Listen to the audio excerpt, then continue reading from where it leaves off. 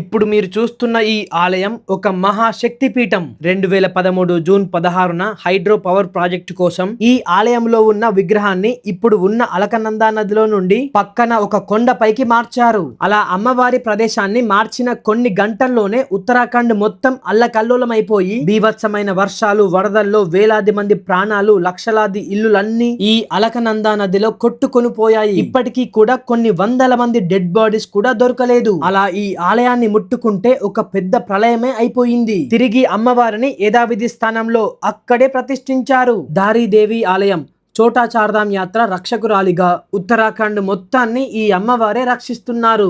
ఈ అమ్మవారి గురించి మరొక అద్భుతమైన విషయం ఏంటంటే, ఈ అమ్మవారు ఉదయం పూట చిన్న బాలికగా, మధ్యాహ్నం ఒక యువతిలా, రాత్రి వృద్ధురాలిగా కనిపిస్తుంది. ప్రకృతిని శాసించే ఈ దారీదేవి మహిమపై మీ అభిప్రాయాన్ని కామెంట్ బాక్స్ లో కామెంట్ చేయండి. మీరు కేదార్నాథ్ కి లేదా చోటా చార్ధామ్ యాత్రకి వెళ్తుంటే ఈ ఆలయాన్ని మాత్రం తప్పకుండా దర్శించుకోండి. జై దారీ మాతాకి జై.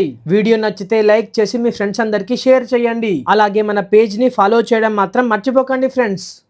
సపోర్ట్ చేయొచ్చు కదా.